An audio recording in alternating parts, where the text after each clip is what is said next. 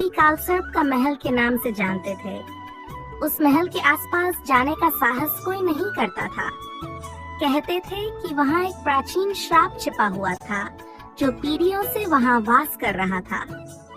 लोग इस महल के बारे में अलग अलग कहानियाँ सुनाते थे, लेकिन कोई भी ये नहीं जानता था कि असली सच्चाई क्या थी।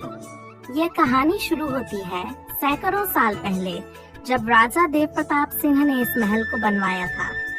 देव प्रताप सिंह ने इसे अपनी प्रिय रानी अमृता के लिए बनवाया था। रानी अमृता बहुत सुंदर और विवेकशील थी, लेकिन महल बनने के कुछ ही समय बाद एक रहस्यमयी घटना घटी। रानी अमृता अचानक गायब हो गई। किसी को नहीं पता था कि वह कहाँ गई। कुछ ने कहा कि उसे एक विशाल सर्प ने निगल लिया, जबकि कुछ का मानना था कि रानी को श्राप मिला था। महल के दरबारियों और मंत्रियों ने इस घटना को छिपाने की कोशिश की, लेकिन धीरे धीरे गांव में अफवाहें फैलने लगीं। कहते थे कि महल के अंदर एक कालसर्प का वास हो चुका है जो रानी को अपने साथ ले गया।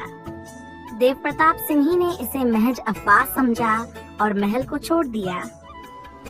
लेकिन महल वीरान हो गया और धीरे धीरे लोग वहां जाने से डरने लगे। वर्तमान समय बीतता गया और अब महल को वीरान हुए कई साल हो चुके थे।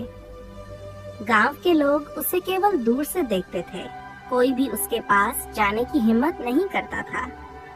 लेकिन हर साल सावन के महीने में महल के चारों ओर अजीब घटनाएं होने लगती थीं। रात में महल से सर्पों की फुफकार सुनाई देती और लोग कहते थे कि कालसर्प जाग उठा है। गांव में अजय नाम का एक युवक था जो हमेशा से इस महल की सच्चाई जानने के लिए उत्सुक था। अजय ने बचपन से ही महल की कहानियां सुनी थीं और उसके अंदर महल के रहस्यों को जानने की गहरी लालसा थी।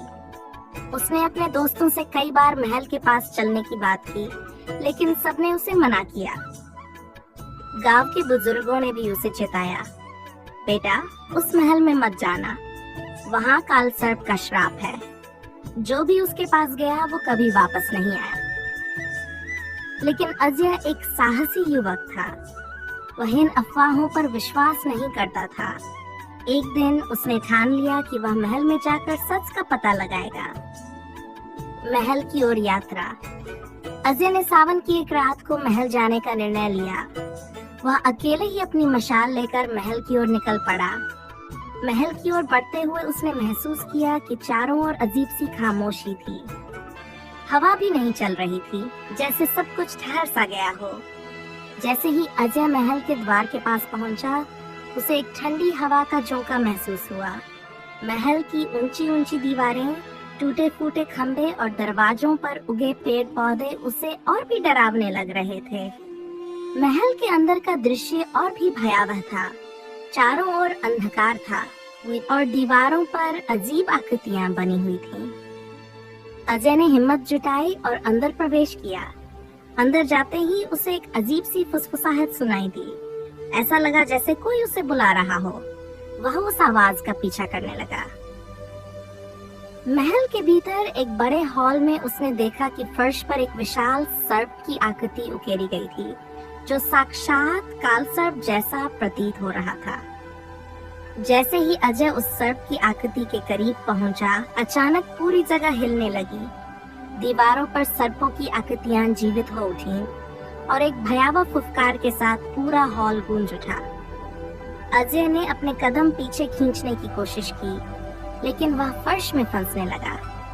तभी सामने से एक धुंधली आकृति उभरी। वह रानी अमृता थी। उसकी आंखों में एक अजीब सी चमक थी और उसका चेहरा निर्जीव और गंभीर था। उसने अजय की ओर देखा और बोली, तुमने यहाँ आने की गलती की है। यह महल श्रापित है और अब तुम भी इसके शिकार हो जाओगे। अजय ने हिम्मत जुटाकर पूछा, रानी अमृता, क्या ये सच है कि आपको कालसर्प ने श्राप दिया था? रानी ने सिर हिलाते हुए कहा, हाँ ये सच है। मैंने एक अनजाने में गलती की थी। इस महल के नीचे एक प्राचीन मंदिर था जहाँ नागराज की पूजा होती थी। मैंने उस पूजा स्थल का अपमान किया और उसी रात मुझे कालसर्प का श्राप मिला। अब मैं इसी महल में कैद हूँ और नागराज की दास बनकर जीवन गुजार रही हूँ। अजय ने पूछा, क्या इस श्राप से मुक्ति का कोई उपाय है? रानी ने उदास होकर कहा, केवल एक ही उपाय है। इस महल की गहराइयों में छिपे नागराज को शांत करना होगा। अगर तुम हिम्मत दिखाकर नागराज से सामना कर सको तो शायद हमें मुक्ति मिल सकती है, लेकिन यह बहुत खतरनाक है। जो भी नागराज के सामने गया वह कभी वापस नहीं आया। अजय ने रानी की बात सुनी और दृढ़ निश्चय किया कि वह इस श्राप को तोड़ने का प्रयास करेगा। उसने रानी से महल के उस हिस्से का रास्ता पूछा जहां नागराज का वास था। रानी ने उसे महल के नीचे बने गुप्त सुरंग का रास्ता दिखाया। अजय ने मशाल को और कसकर पकड़ा और सुरंग की ओर बढ़ने लगा। सुरंग के अंदर घुप अंधेरा था और दीवारों पर पानी टपक रहा था। सुरंग में चलते हुए अजय को सर्पों की फुसफुसाहट सुनाई दे रही थी जो उसके चारों ओर से आ रही थी। अंततः वह सुरंग के अंतिम छोर पर पहुंचा, जहां एक विशाल दरवाजा था। दरवाजा खोलते ही सामने एक विशाल गुफा में नागराज की मूर्ति दिखाई दी जो जीवित सी प्रतीत हो रही थी। अचानक गुफा में जोर से हवा का झोंका आया और नागराज की मूर्ति हिलने लगी। देखते ही देखते वह मूर्ति जीवित हो गई और एक भयंकर कालसर्प में परिवर्तित हो गई। नागराज की आंखों से आग सी लपटें निकल रही थीं और उसकी फुफकार से गुफा गूंज उठी। अजय ने हिम्मत जुटाई और नागराज के सामने खड़ा हो गया। उसने कहा, हे नागराज, मैं आपकी पूजा करने आया हूँ। कृपया इस महल पर से अपना श्राप हटा लें। नागराज ने अपनी विशाल आंखें खोली और गरजती आवाज में कहा, तुम एक साधारण मानव हो, तुम मेरा सामना नहीं कर सकते। मैंने इस महल को श्रापित किया है और कोई भी इसे नहीं तोड़ सकता। अजय ने बिना डरे कहा, अगर मैंने कोई गलती की है तो मुझे सजा दीजिए, लेकिन इस महल और रानी अमृता को मुक्त कर दीजिए। नागराज थोड़ी देर तक चुप रहा, फिर उसने कहा, तुम्हारी हिम्मत को देखते हुए मैं एक मौका देता हूँ। तुम्हें एक विशेष पूजा करनी होगी जो नागराज की शांति के लिए होती है, लेकिन ध्यान रहे, अगर पूजा में कोई गलती हुई तो तुम भी इस श्राप का शिकार हो जाओगे। अजय ने नागराज की शर्त मान ली। नागराज ने उसे विशेष मंत्र दिए और पूजा की विधि बताई। अजय ने पूरी निष्ठा और ध्यान से पूजा शुरू की। पूजा के दौरान महल के चारों ओर जोर जोर से हवाएं चलने लगीं और सर्पों की फुफकार गूंजने लगी। पूजा के अंतिम चरण में अजय ने अपनी आंखें बंद की और पूरी श्रद्धा से नागराज से क्षमा मांगी। जैसे ही पूजा समाप्त हुई, अचानक चारों ओर शांति छा गई।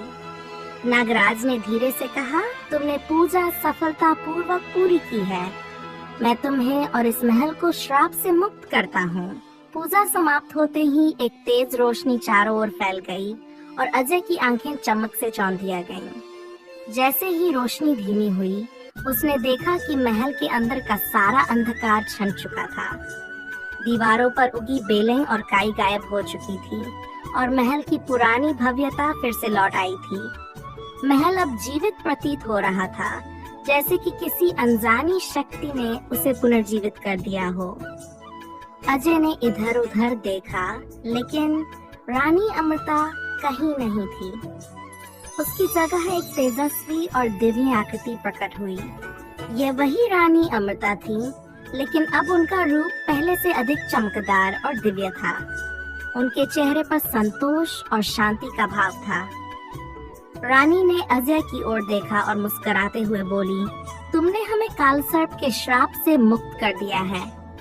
तुम्हारी हिम्मत और समर्पण ने वह कर दिखाया जो सदियों से कोई नहीं कर सका था। मैं और ये महल अब इस श्राप से मुक्त है। अजय ने आश्चर्य से पूछा, रानी, अब आप और ये महल क्या करेंगे? क्या आप लोग इस श्राप से हमेशा के लिए मुक्त हो गए हैं? रानी ने गंभीरता से कहा, ये महल अब सजीव नहीं रहेगा। इसके साथ ही हमारी कहानियां और हमारा अस्तित्व भी इसी समय में विलीन हो जाएगा। इस श्राप ने हमें सदियों तक यहाँ बांध रखा था, लेकिन अब हम स्वतंत्र हैं। मैं अपने पूर्वजों के साथ पुनः मिलूंगी और ये महल केवल इतिहास का हिस्सा बन जाएगा। अजय को ये सुनकर गहरा दुख हुआ, लेकिन उसने समझा कि यह श्राप की समाप्ति का अंतिम परिणाम था। उसने रानी से एक अंतिम सवाल पूछा, रानी, ये श्राप किसने दिया था और क्यों? रानी अमृता ने अजय की आंखों में देखते हुए कहा, यह श्राप हमारी गलती का परिणाम था। हमारे पूर्वजों ने नागों के खींच महल का अपमान किया था। हमारे परिवार ने उस भूमि पर महल बनवाया जहां नागराज की उपासना होती थी। वह हमारी अज्ञानता थी जिसके कारण नागराज ने हमें श्राप दिया, लेकिन आज तुम्हारे कारण यह श्राप समाप्त हो गया।